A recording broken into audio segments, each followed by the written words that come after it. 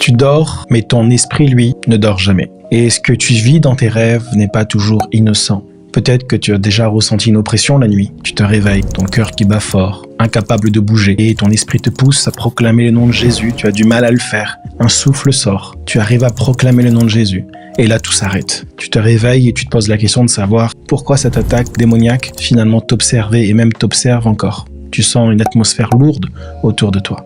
J'aimerais te dire que t'es pas fou et ce que tu vis est réel. Et aujourd'hui, j'aimerais t'équiper à mieux comprendre ce qui se passe dans l'invisible, ce qui se passe dans le monde spirituel et surtout t'aider à reprendre autorité dans ton sommeil et sur ta vie spirituelle. C'est parti. Vous savez, lorsqu'on parle de rêve, on parle d'un lieu où notre corps dort mais notre esprit ne dort pas. Le monde spirituel ne dort pas. Et les attaques nocturnes sont une réalité spirituelle. Et avant de commencer, on va casser de suite un mensonge, dans le sens où les gens disent « mais quand tu dors, c'est juste ton subconscient qui te parle, qui te fait vivre des choses ». Mais non, la Bible est claire. Psaume 91, verset 5 est écrit « Tu ne redouteras ni les terreurs de la nuit, ni les flèches qui volent le jour ». Quand on parle des terreurs de la nuit, c'est qu'il y a des choses qui prennent place. Et pourquoi le psalmiste parle des terreurs de la nuit? Parce qu'elles sont réelles. Et tu n'as pas à les subir en silence. La nuit est un temps d'activité spirituelle intense. Dans Job chapitre 4, versets 13 à 15, il est écrit « Au moment où tombent les visions nocturnes, quand un profond sommeil s'abat sur les hommes, une frayeur m'a saisi, un tremblement qui a rempli tous mes os d'épouvante. Un esprit passa près de moi et tous mes poils se hérissèrent. » On voit même là que Eliphaz va témoigner d'une attaque spirituelle dans son sommeil. Il sait que c'est un esprit impur. Je sais qu'en lisant ce texte, certains d'entre vous, vous savez exactement de quoi Eliphaz est en train de parler. J'aimerais te dire que tu peux reprendre le contrôle. Et il faut comprendre que derrière tout ce qui se passe, derrière les cauchemars récurrents, les paralysies, les rêves sexuels impurs, les sensations d'écrasement, ce sont des manifestations d'un combat spirituel qui se joue lorsque tu dors. Encore une fois, je le répète, pendant que ton corps dort, ton esprit ne dort pas et le monde spirituel ne dort pas. Et le problème, c'est que beaucoup de chrétiens n'ont pas été enseignés sur ces choses. On n'enseigne pas sur ces réalités, alors que la Bible en parle. Et donc, ils sont une proie facile dans le monde spirituel et ne comprennent pas ni les attaques spirituelles, ni les moments où Dieu leur parle. D'ailleurs, on lira tout à l'heure Job 33, verset 14 à 18, Job va dire « Dieu parle tantôt d'une manière, tantôt d'une autre, et on ne le remarque pas.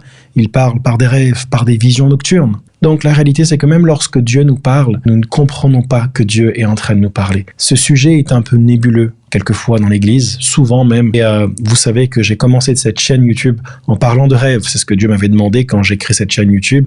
Je désire que tu restaures la culture du rêve dans la vie de mon peuple. Et j'ai pris cet appel prophétique et je suis allé et je l'ai fait. Et je continue à en parler. Et comprenez une chose, les rêves sont un langage de Dieu, un langage même privilégié de Dieu. Dieu ne t'a pas donné des rêves pour que tu sois juste attaqué, d'accord? Les rêves est un moyen de communication que Dieu a donné. Il faut comprendre ceci, c'est que ce qui se passe dans les rêves sont vraiment réels. Comprenez ceci, Salomon s'est couché et lorsqu'il s'est réveillé, il avait reçu un don de sagesse. Cela veut dire que lorsque tu dors, il peut y avoir des transferts spirituels. L'ennemi le sait et l'ennemi peut utiliser ton sommeil pour qu'il y ait des transferts spirituels. Et je crois que la première défense, c'est d'en être conscient afin de pouvoir commencer à lutter dans tes rêves. Dans le livre de Joël, chapitre 2, verset 28, il est écrit « Après cela, je déverserai mon esprit sur toute chair. Vos fils et vos filles prophétiseront, vos vieillards auront des songes et vos jeunes gens auront des visions. » Pierre va reprendre ce passage en disant que cette prophétie s'est réalisée. Lorsque le Saint-Esprit est descendu le jour de la Pentecôte, personne n'a prophétisé, personne n'a eu de rêve, personne n'a eu de vision. Mais Pierre va dire que cette parole s'est accomplie parce que Pierre savait que lorsque le Saint-Esprit allait se manifester, il allait y avoir des manifestations surnaturelles. Mais ces manifestations qu'on voit dans Joël chapitre 2 verset 28, ce n'est pas une liste exhaustive. Il n'y a pas que la prophétie, la vision et les rêves qui démontrent que le Saint-Esprit est répandu sur toute chair. On le voit dans Acte 2, d'accord, avec ce que va faire Pierre. Mais une des manifestations en tout cas qui est citée dans Joël chapitre 2 verset 28, c'est les rêves. Et ce n'est pas réservé qu'aux vieillards, parce que cela voudrait dire que seuls ceux qui sont nos filles et nos fils peuvent prophétiser et non nous. Donc, c'était pour dire que le Saint-Esprit allait se répandre sur toute chair, peu importe la catégorie socio-professionnelle, peu importe si c'est des filles ou des fils, peu importe leur âge, en tout cas, le Saint-Esprit allait se manifester de différentes manières. Et on sait que si on veut grandir dans les rêves, il faut tout simplement grandir dans la vie de l'esprit. et recevoir une plus grande puissance du Saint-Esprit. Être baptisé du Saint-Esprit, être rempli du Saint-Esprit va amener ces manifestations-là, d'accord? Comme je le disais tout à l'heure, Job 33, 14, c'est écrit: Dieu parle cependant tantôt d'une manière, tantôt d'une autre, l'on n'y prend pas garde. Il parle par des rêves, par des visions nocturnes, quand un profond sommeil tombe sur les hommes, quand ils sont endormis sur leur lit. Il leur donne alors des avertissements et met le sceau à ses instructions afin d'écarter l'homme de sa mauvaise action et de préserver l'homme de l'orgueil. Donc comprenez ceci, Dieu désire nous parler dans les rêves. C'est un moyen de communication. Notre esprit est réceptif et la manière dont nous comprenons les choses est aussi prophétique, symbolique, parce que c'est un langage d'esprit, et l'ennemi aussi peut utiliser à ce moment-là aussi le sommeil, lorsque nous dormons, pour parler à notre esprit, pour intervenir. Et le problème, c'est que beaucoup de chrétiens ont fermé la porte aux rêves de Dieu à cause de l'ignorance, à cause d'un enseignement religieux, et on rejette ça de côté et on ignore cela en disant ça c'est pas bon, c'est pas biblique, alors que c'est profondément biblique. C'est juste des personnes qui sont religieux qui parlent comme cela. Et des fois même certains rêves peuvent révéler un lien d'âme non rompu avec une personne. D'autres viennent nous alerter sur un danger spirituel. Dieu peut donner tout simplement une parole de connaissance dans un rêve. Et si on ignore nos rêves, on risque de manquer une protection que Dieu voulait nous donner. C'est un moyen de communication que Dieu privilégie dans les Écritures. Le nom de Jésus qui sauve, qui guérit, qui libère, qui restaure, qui délivre. Ce nom a été révélé dans un rêve. Donc dire que les rêves n'est pas un moyen choisi de Dieu, privilégié de Dieu, c'est ne pas comprendre les canaux de communication de Dieu lorsqu'il vient révéler des choses. Genèse chapitre 15, quand Dieu fait alliance avec Abraham, c'est aussi dans un rêve. Donc on connaît les histoires, mais on oublie des fois le canal de communication que Dieu utilise, et les rêves en font partie. Et nous pouvons lutter dans nos rêves. Vous savez, je suis pas du genre souvent à raconter des histoires me concernant. J'en ai fait quelques fois, pensant que c'était bon. Mais il m'arrive quelquefois d'avoir des attaques la nuit, et c'est aussi une fenêtre que Dieu nous permet de voir pour nous révéler ce qui se passe dans le monde spirituel. Et vous savez, des fois nous sommes conscients de ce qui se passe dans nos rêves. Et alors, il y a des personnes qui vivent un rêve de manière comme si c'était un film qui était devant eux, qui se présentait à eux, et donc ils sont acteurs dans le rêve, mais pas du tout conscients de ce qui se passe, dans le sens où c'est comme tout est déjà programmé. Il y a des personnes qui ont un ministère prophétique, ou même d'intercession, ou qui ont une certaine maturité spirituelle, qui leur permettent d'être conscients dans leurs rêves. Et on le voit même dans les ministères prophétiques, dans la parole de Dieu, où ils peuvent interagir avec des anges, ils peuvent interagir avec des êtres célestes dans leurs rêves. Ils posent des questions. On peut penser à Zacharie, qui alors qu'il a une vision dans la nuit, pose des questions à l'ange, parce qu'il ne comprend pas ce qu'il est en train de voir. Et donc, il y a ce degré de conscientisation dans un rêve qui est aussi lié à un appel et ou à une maturité spirituelle plus grande. Et je me souviens d'un rêve que j'avais fait où il y avait une femme qui était devant moi, les cheveux qui étaient sur son visage, et elle avait quelque chose dans les mains, comme une sorte de bâton, et ce bâton était posé sur mon ventre. Je savais que j'étais assis sur une sorte de cercle, de pentacle, et autour de moi, il y avait des hommes avec des grandes capuches. Je ne voyais pas leur visage, et ils avaient les mains tendues vers moi, et ils priaient en langue. C'était démoniaque. J'ai ouvert les yeux, et j'ai vu qu'ils me voyaient, et ils ont compris que je les voyais, et à ce moment-là, je dis, qu'est-ce que mon esprit fait là? Ils ont essayé de se parler entre eux en disant, comment ça se fait qu'il est conscient de ce qui est en train de se passer?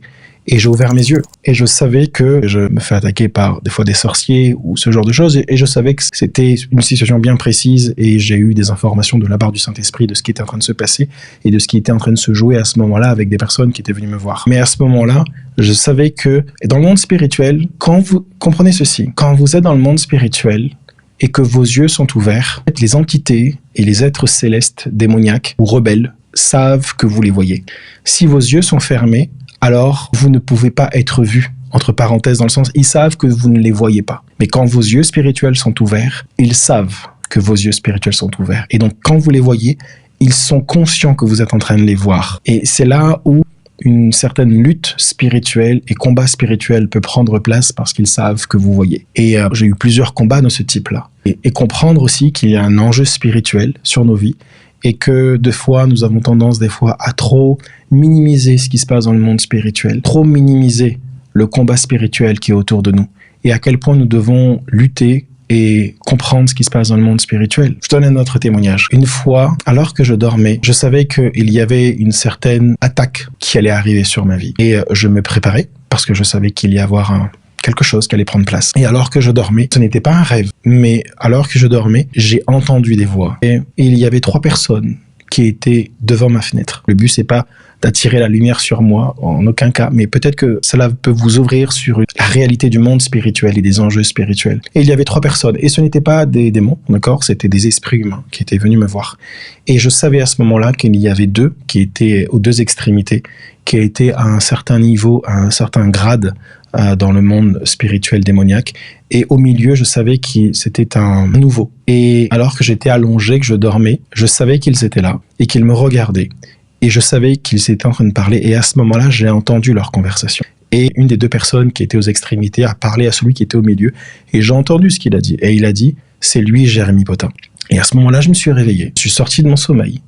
Et j'ai pointé mon regard sur l'endroit où je les avais vus. Et je savais qu'ils ont capté que je les avais entendus et que je les voyais. Et à ce moment-là, ils ont disparu. Il y a vraiment des enjeux dans le monde spirituel. Les rêves sont un portail qui vous amène plus loin dans le monde spirituel. Les rêves sont comme une sorte de passerelle qui nous permet d'aller plus loin et de mieux comprendre le monde spirituel. Et lorsque vous vous faites attaquer par des démons, le plus important, c'est bien sûr de fermer les portes spirituelles. Il y a un vrai combat dans le monde spirituel. Et Éphésiens chapitre 4, verset 27, il écrit « Ne donnez pas accès au diable ». Donc on ne peut pas se coucher avec de la colère et de s'attendre à dormir en paix parce que nous avons pu ouvrir une porte. D'accord, on a besoin de fermer les accès par la repentance, la sanctification, la proclamation. Et je fais une distinction entre des attaques avec des démons où là on est dans un autre niveau, un autre domaine, où c'est carrément des sorciers ou autres entités.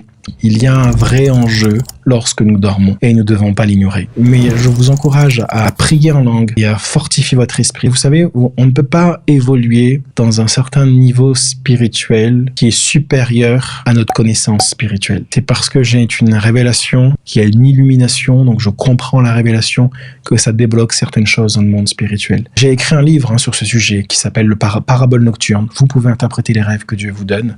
Vous pouvez télécharger un tiers, les 3 premiers chapitres de ce livre gratuitement sur mon site ou en descriptif de vidéo. Donc, mon livre Combat spirituel aussi, vous pouvez télécharger un tiers du livre. Donc, c'est un bon complément, tous ces 2 livres-là. Et le fait que vous écoutiez ce que je raconte et que je parle de la parole de Dieu, des réalités spirituelles, ça va vous ouvrir à des réalités spirituelles. Préparez votre esprit à mieux combattre et être conscient de ces enjeux-là. Psaume 4, au verset 9 est écrit « Je me couche, et aussitôt je m'endors en paix, car toi seul, Éternel, tu me fais habiter en sécurité. » Proverbe, chapitre 3, verset 24, c'est « Et si tu te couches, tu n'auras rien à redouter, car quand tu seras couché, ton sommeil sera doux. » Et c'est là où Dieu nous invite à rentrer dans cette dimension-là.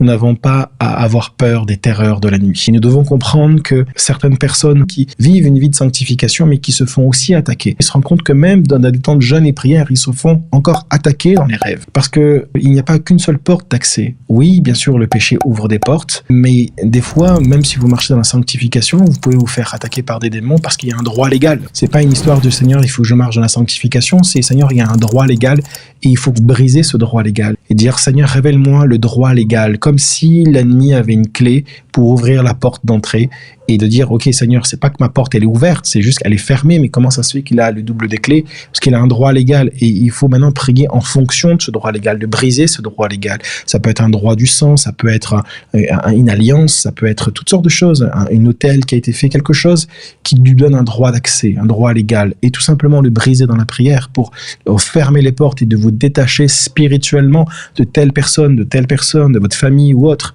qui va venir rompre cette alliance par rapport à votre vie. Ça va être important. Et il y a d'autres styles d'attaque qui, là, comme je peux l'expliquer, où ça peut être des esprits humains, ça peut être des sorciers ou autres, où là, c'est tout simplement, ce n'est pas un droit légal, ce n'est pas vous marchez dans le péché, c'est tout simplement une confrontation spirituelle parce que vous dérangez l'ennemi. Tout simplement, vous êtes sur un champ de bataille et il faut en être conscient. Je vous encourage à lutter, à en être conscient et de ne pas minimiser ce combat spirituel, d'être équilibré dans votre vie spirituelle, d'être bien posé et de ne pas avoir l'ennemi partout, mais d'être conscient de la réalité. Moi, je vous encourage à être profondément biblique et en même temps profondément spirituel sur les réalités spirituelles. À travers cette vidéo, j'ai voulu tout simplement vous ouvrir à cette réalité-là et vous donner peut-être un peu plus soif du monde prophétique, de la vie prophétique et du monde spirituel, mais tout en marchant, non pas en tâtonnant, mais en ayant un chemin bien balisé. C'est pour ça que j'ai écrit le livre Combat spirituel, parce que certaines personnes vont dans ce domaine-là, et aussi le livre Parabole nocturne vont dans ce domaine-là, vont sur des chemins qui ne sont pas balisés par la parole de Dieu et qui se font avoir. Donc le but, c'est de marcher dans une vie chrétienne victorieuse, balisée par la parole de Dieu, et en même temps vivre le surnaturel. Donc, Je vous encourage à découvrir mes ressources dans ce sens. J'ai fait plusieurs vidéos sur ce sujet. J'ai hâte de lire vos commentaires et je vous souhaite de passer une excellente journée dans la présence de Dieu. Soyez puissamment bénis. Au revoir.